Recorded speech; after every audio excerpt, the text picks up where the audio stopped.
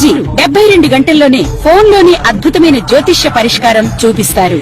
నమ్మండి, నమ్మకపోండి, ఇది నిజం. శ్మశాన కాళి రుద్ర చౌడీదేవి ఆరాధకులు నంబర్ 1 వశీకరణ స్పెషలిస్ట్.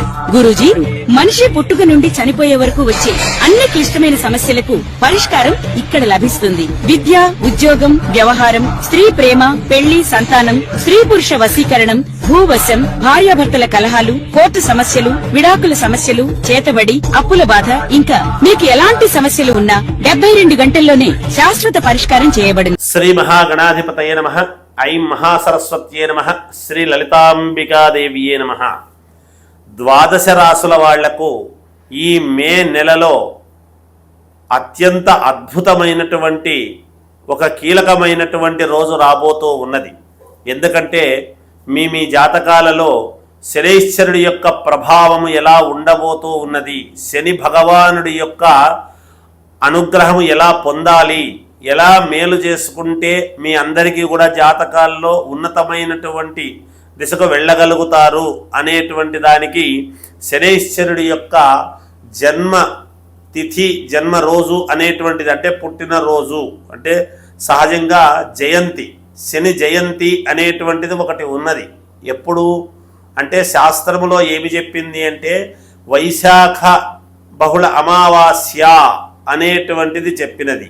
శనివారము నాడు అమావాస్య రోజు పుట్టాడు అనేది తెలుస్తూ ఉన్నది.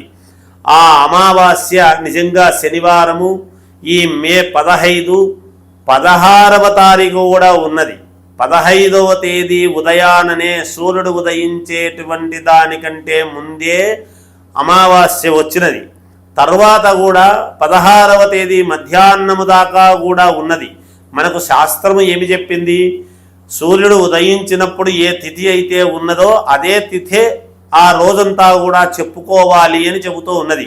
అందుకని శని ఆదివారాలు చాలా అత్యంత కీలకముగా ఉండబోతూ ఉన్నాయి. నిజానికి శాస్త్ర ప్రకారము శనైశ్వరుడు శనివారము నాడే పుట్టాడు. మరి ఆదివారము కూడా కీలకమవుతూ ఉన్నది. ఆదివారం ఎందుకు కీలకమవుతున్నది? ఆదివారానికి సూర్యుడు ఆధిపత్యం. మరి శనైశ్వరుడు ఎవరు?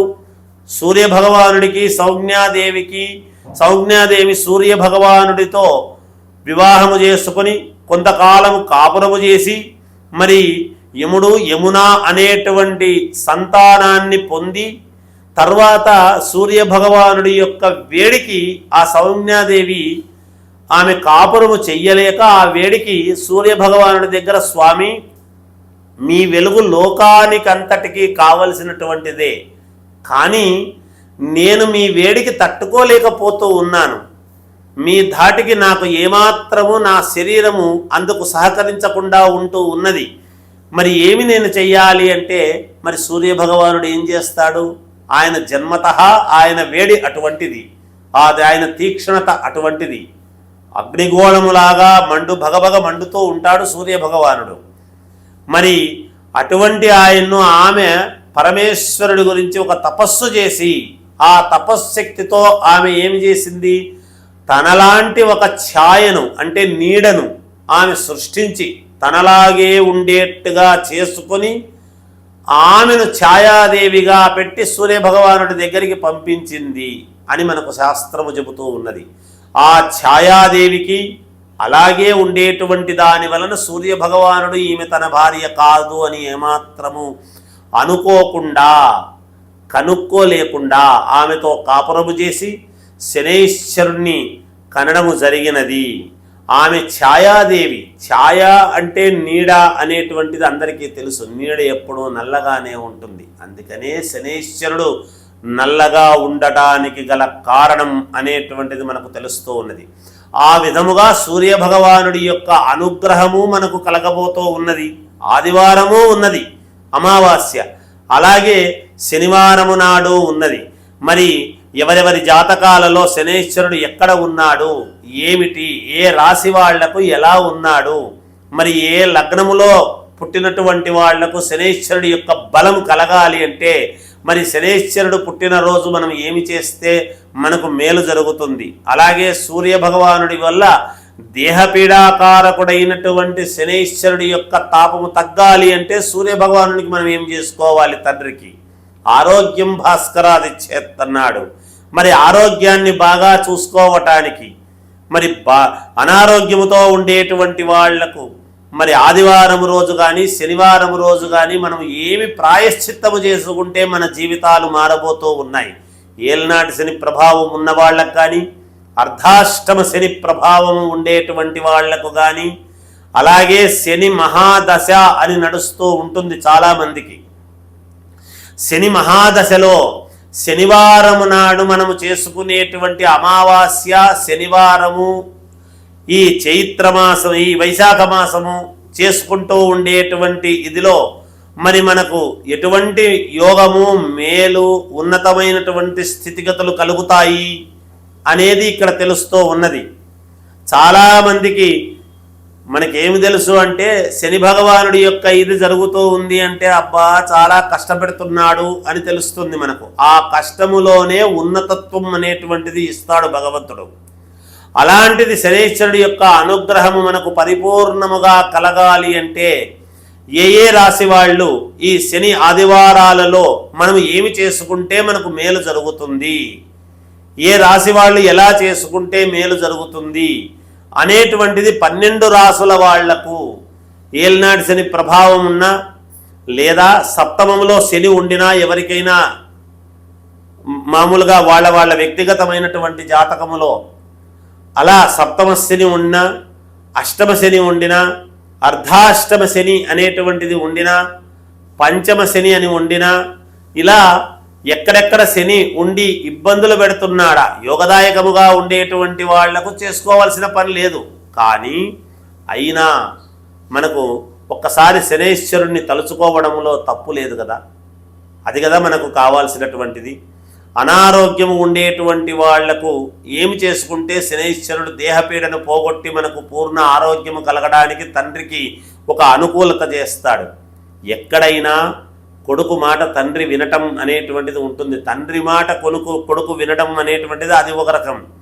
కానీ ఇక్కడ శనైశ్వరుడి యొక్క ప్రభావము ఏముంటుంది అంటే తండ్రిని హస్తంగత్వము చేసుకోగలిగినటువంటి స్థాయి శనైశ్వరుడిది.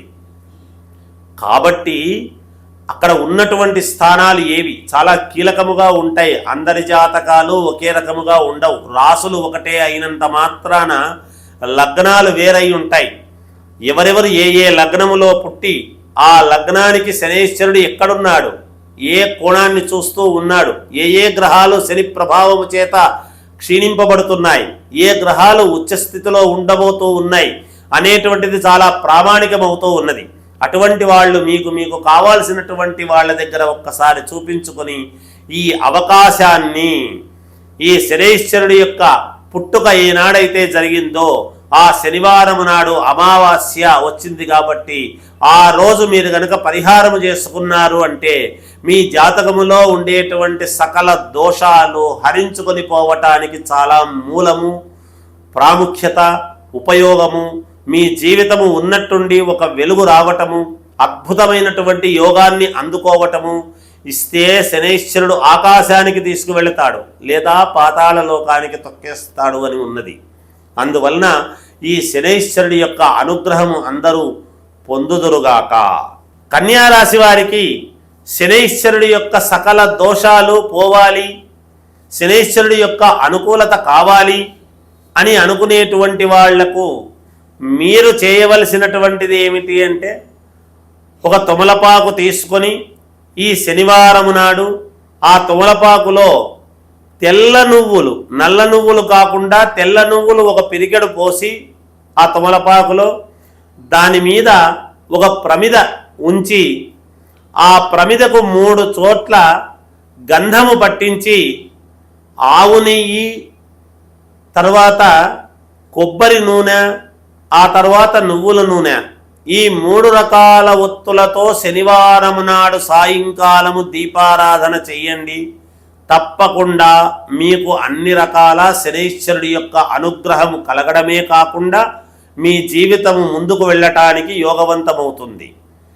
అంతేకాకుండా ఒకవేళ అనారోగ్యముతో బాధపడుతూ ఉండేటువంటి వాళ్లకు ఇదే ప్రక్రియ మరుసటి రోజు ఆదివారం రోజు కూడా చేసి సూర్య భగవానుడి యొక్క అనుగ్రహము మీరు పరిపూర్ణముగా పొందాలి అని అనుకునేటువంటి వాళ్లకు మీరు చేయవలసినటువంటిది ఏమిటి అంటే గోధుమలు అలాగే బియ్యము రెండు దానము చెయ్యండి. మీ శక్త్యానుసారము దానము చేయవచ్చును. ఎంతో కొంత దక్షిణ అనేటువంటిది ఇవ్వటం అవసరము. అలాగే ఒక ఆకుపచ్చని గుడ్డతో సహా దానము చెయ్యండి. తప్పకుండా మేలు జరుగుతుంది, విజయము లభిస్తుంది. జయోస్తు.